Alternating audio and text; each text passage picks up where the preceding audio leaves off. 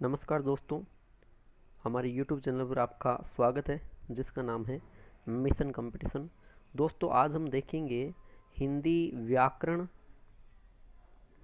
Plus Hindi जो methods है शिक्षण विधि है ना, इनके दोनों को मिला के 15 प्रश्न देखेंगे। तो चलते हैं मित्रों पहले प्रश्न पे। पहला प्रश्न है मित्रों, पहला प्रश्न है कि निम्न में से किस शब्द में गुण संधि प्रयुक्त नहीं हुई है। देखिए आपको बता दूं, मैं हिंदी व्याकरण आपके लगभग हर एग्जाम में आती है, ठीक है, वो टीचर एग्जाम में तो है ही। तो हिंदी में देखिए आपको बता दूं, एक संधि हुई, दूसरा समास हुआ, तीसरा मित्रों प्रत्यय हुआ और चौथा है उपसर्ग ना। तो ये ऐसे टॉपिक है जो हिंदी व्याकरण में सबसे मोस्ट टॉपिक आ जाता है, यानी कि इन टॉपिक में से हर एग्जाम में लगभग प्रश्न आता ही है। तो इस प्रकार मित्रों चलते हैं अब पहले प्रश्न पे। पहला प्रश्न क्या है कि निम्न में से किस शब्द में गुण संधि प्रयुक्त नहीं है। गुण संधि है वो प्रयुक्त नहीं है, यानी इनमें से कौन सा विकल्प है जो गुण संधि का उदाहरण नहीं है। जलोर्जा, वर्षर्तु, देवर्षि या महोदार्य। तो देखिए जलोर्जा ये बना है मित्रों जल प्लस ऊर्जा, जल प्लस ऊर्जा ना। तो देखिए जल में अ और उ ये मिलकर बना है ओ, यानी गुण संधि है ये तो। आगे देखते हैं वर्षर्तु, ये बना है मित्रों वर्षा प्लस ऋतु से आ और री, आ और री अर बना है वर्षर है ना, तो ये भी है। देवऋषि ये भी इसका उदाहरण गुण संधि का है ना, देव प्लस ऋषि ए और री है वो अर बना है ना, ए और री अर बना है। लेकिन जो मित्रों महोदार्य है ये बना है महाधन औदार्य, महाधन औदार्य, यानी इसमें है मित्रों वृद्धि संधि। कौन सी है? वृद्धि संधि। तो मित्रों पहले प्रश्न में आपके विकल्प नंबर 4 बिल्कुल सही उत्तर होगा। आगे चलते हैं मित्रों प्रश्न संख्या 2 पर। मित्रों देखिए दूसरा प्रश्न है रस, और यहाँ पे बीच में प्लस है, ठीक है, ये थोड़ा सा टाइप मिस्टेक हो गया। रस प्लस इक, यानी कि ये शब्द है वो प्रत्यय के योग से क्या बनेगा ना, प्रत्यय का प्रश्न है, ठीक है। यानी क्या पूछा है, रस प्लस इक ये क्या बनेगा है ना। तो देखिए मित्रों ये रसिक बनेगा, रासिक, रस इक तो नहीं बनेगा, और जब ई छोटा है तो यहाँ ई बड़ा आएगा नहीं। और ये देखिए जैसे कि आप देखते हो जैसे समाज प्लस इक है, ठीक है, समाज प्लस इक है, यहाँ पे स है, लेकिन जब इक मिलता है स का, जब इक मिलता है तो सा सामाजिक हो जाता है ना। उसी प्रकार इसका होगा, तो राशिक मत कर देना, इसका इस प्रकार नहीं होगा। हाँ अर्थ में देखते हो आप, अर्थ प्लस इक बराबर आर्थिक, वहां पर भी ए का आ हो रहा है, इस यहाँ पर भी ए का आ हो रहा है ना। लेकिन यहाँ पर जो रस धन इक है इसका रसिक ही बनेगा, राशिक नहीं होगा। तो इस प्रकार मित्रों प्रश्न संख्या 2 में आपके विकल्प नंबर 1 बिल्कुल सही उत्तर होगा। आगे चलते हैं मित्रों प्रश्न संख्या 3 पर। प्रश्न संख्या 3 है, अच्छा प्रश्न है मित्रों, ये है आपके वाक्यांश के लिए एक शब्द जो रीट में आपके न्यू टॉपिक है मित्रों, कि वह शामकालीन बेला जब पशु वन से चरकर लौटते हैं ना। तो वह शामकालीन बेला जब पशु वन से चरकर वापस लौटते हैं उसको क्या कहते हैं। देखिए निशित का अर्थ होता है अर्धरात्रि मित्रों, क्या होता है अर्धरात्रि, यानी कि आधी रात निशित को बोलते हैं, ठीक है।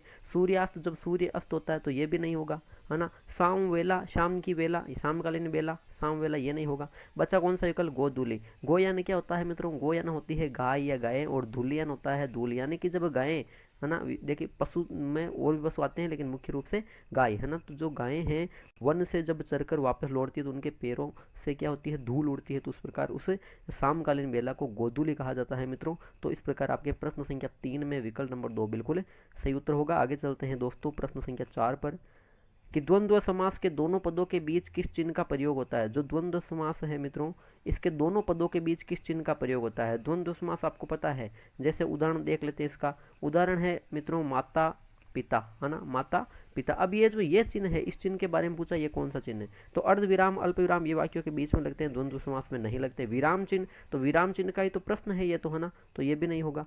तो योजक चिन्ह होगा ये मित्रों, क्या कहते हैं इसको, योजक चिन्ह कहते हैं, जो द्वंद्व समास के दोनों पदों के बीच प्रयुक्त होता है। तो इस प्रकार मित्रों प्रश्न संख्या 4 में आपके विकल्प नंबर 4 बिल्कुल सही होगा। आगे चलते हैं मित्रों प्रश्न संख्या 5 पर।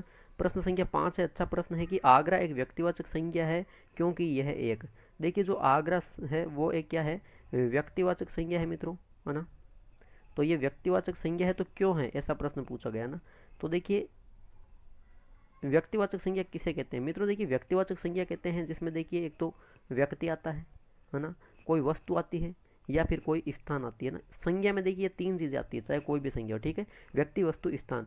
अब अगर इन तीनों में विशेष नाम आए, है ना, विशेष आ जाए तो फिर वो व्यक्तिवाचक होगी। तो आगरा व्यक्तिवाचक संज्ञा क्यों है?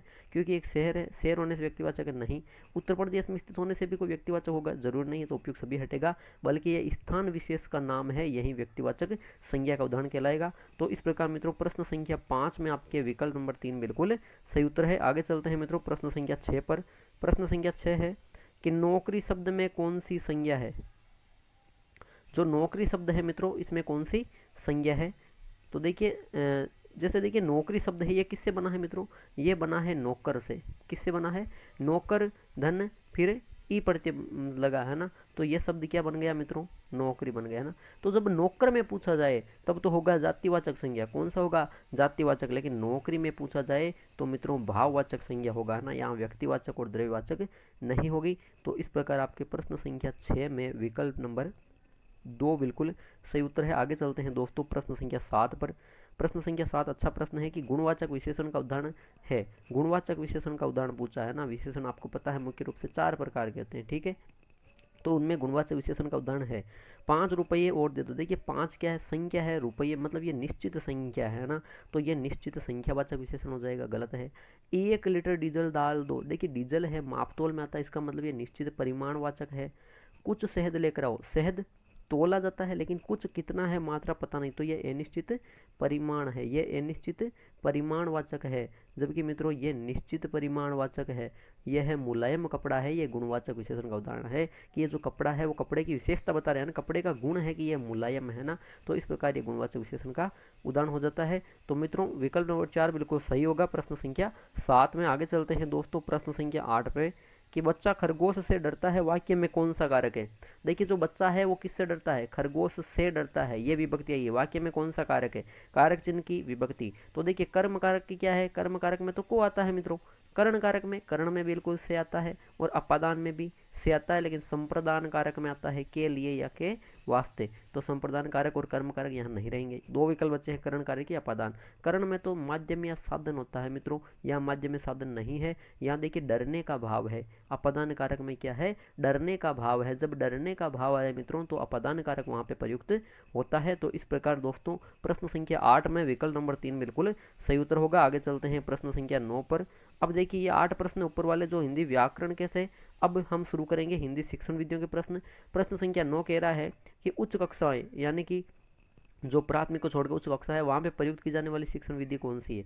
तो देखिए खेल विधि, खेल खेल में ये प्राथमिक को सिखाया जाता है, ये प्राथमिक स्तर की विधि है।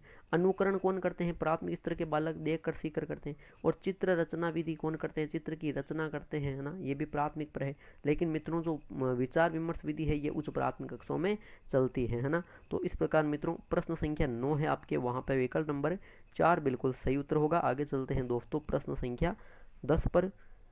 प्रश्न संख्या 10 है कि प्राथमिक स्तर पर हिंदी भाषा शिक्षण के लिए सर्वाधिक महत्वपूर्ण है। लीजिए प्राथमिक स्तर का पूछा है मित्रों, है ना, हिंदी भाषा शिक्षण के लिए सर्वाधिक महत्वपूर्ण क्या है? तो देखिए पाठ्य पुस्तक का प्रयोग करना। देखिए प्राथमिक स्तर पर पाठ्य पुस्तकों का केवल प्रयोग करें, आप पाठ्य पुस्तक में जो भी लिखा है वो आप बच्चों को सुना रहे हो प्राथमिक स्तर, तो भाई ये महत्वपूर्ण नहीं है, वो तो सैद्धांतिक ज्ञान होगा। प्राथमिक स्तर पर ज्ञान कौन सा देना चाहिए? याद रखना, व्यावहारिक ज्ञान देना चाहिए। फिर है व्याकरण के नियमों का स्मरण। रायबन महोदय ने कहा कक्षा 6 से व्याकरण की शिक्षा आरंभ होनी चाहिए, तो ये भी हटा दो। उच्च स्तरीय तकनीकी यंत्र, तो ये तो उच्च कक्षाओं में काम आएंगे। जबकि भाषा प्रयोग के अवसर आप जितने से जितने ज्यादा से ज्यादा अधिक ना भाषा प्रयोग के अवसर प्राथमिक स्तर के बच्चों को दोगे, वहीं हिंदी भाषा शिक्षण में सर्वाधिक महत्वपूर्ण होगा। तो इस प्रकार मित्रों प्रश्न संख्या 10 में आपके विकल्प नंबर 3 बिल्कुल सही हो जाता है। आगे देखिए दोस्तों प्रश्न संख्या 11 क्या कहता है? प्रश्न संख्या 11 है मित्रों कि भाषा अर्जित करने की प्रक्रिया। देखिए पहली चीज मैं वेरी मोस्ट बता देता हूँ आपको कि जो भाषा है वो जन्मजात नहीं है। भाषा जन्मजात नहीं होकर क्या है? अर्जित है। बहुत से बच्चों को जब पूछा जाता है कि भाषा है तो वो अर्जित होती है मित्रों, जन्मजात नहीं होती। तो इसीलिए लिखा है कि भाषा अर्जित करने की प्रक्रिया में किसका सबसे अधिक महत्व होता है? भाषा कक्षा का, समाज का, प्रयोगशाला का, पाठ्य पुस्तक का। देखिए भाषा की कुछ विशेषताएं हैं, वो क्या है कि भाषा जन्मजात नहीं है, ठीक है, भाषा अर्जित होती है, भाषा चिर परिवर्तनशील है, यानी कि समय से बदलती आई है ना। और भाषा का सर्वाधिक महत्व कहाँ पे होता है मित्रों, समाज में होता है। यानी कि देखिए भाषा अनुकरण भी है, बिल्कुल ये भी आता है कि भाषा की जो प्रक्रिया वो अनुकरणशील है, अनुकरण करके सीखी जाती है। और कहाँ पे सीखी जाएगी, समाज में, परिवार में बड़े लोगों से सीखे जाएंगे ना। तो प्रयोगशाला, पाठ्य पुस्तक, भाषा कक्षा ये बाद की चीजें हैं मित्रों। तो इस प्रकार आपके प्रश्न संख्या जो 11वां है दोस्तों, वहां पे विकल्प नंबर 2 बिल्कुल सही उत्तर होगा। आगे चलते हैं मित्रों प्रश्न संख्या 12वें पर। प्रश्न संख्या 12वां है कि भाषा शिक्षण में पठन से पहले लेखन कौशल का प्रतिपादन किया। अच्छा प्रश्न है और अच्छा ही प्रश्न नहीं है मित्रों, ये वेरी इंपॉर्टेंट क्वेश्चन है। ये मित्रों सेकंड ग्रेड राजस्थान में प्रश्न आ रखा है ना, कि भाषा शिक्षण में पठन से पहले लेखन कौशल का प्रतिपादन किसने किया। देखिए आपको पता है भाषाई कौशल कितने होते हैं मित्रों, 4 होते हैं, ठीक है।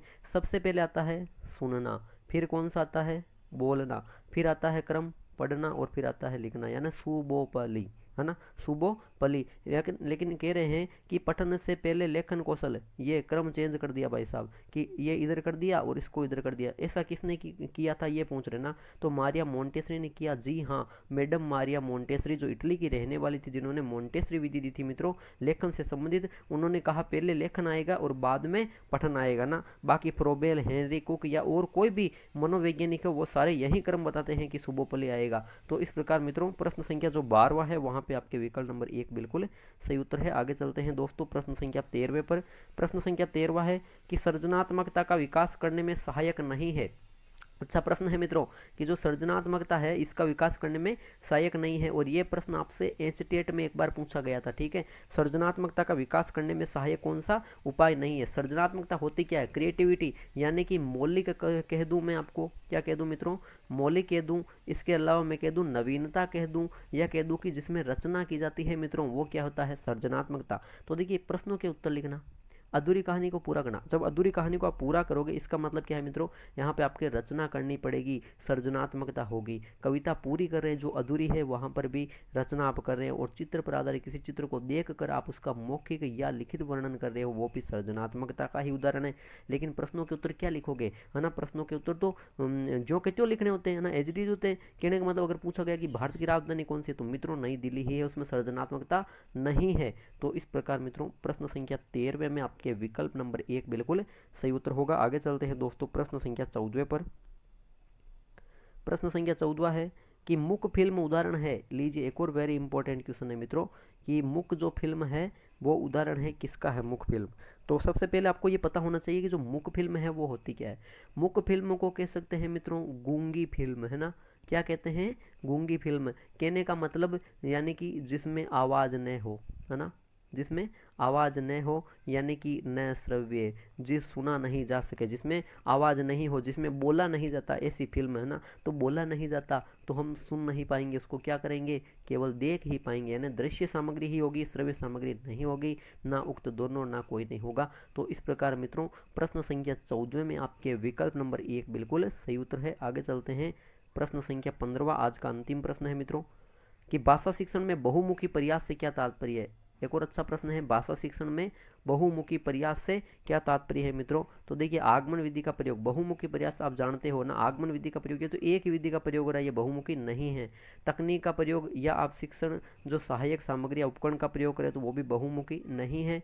अनेक अध्यापक द्वारा भाषा का शिक्षण, ये भी बहुमुखी प्रयास का उदाहरण नहीं है। बहुमुखी प्रयास से तात्पर्य है मित्रों सभी विषय, जो भी आप विषय पढ़ते हो, अन्य विषय पढ़ते हो हिंदी के अलावा, तो उनमें उन शिक्षण में अगर आप भाषा पे बल देते हो मित्रों, तो वो भाषा शिक्षण में बहुमुखी प्रयास कहलाता है। तो इस प्रकार दोस्तों प्रश्न संख्या 15 में आपके विकल्प नंबर 3 बिल्कुल सही उत्तर होगा।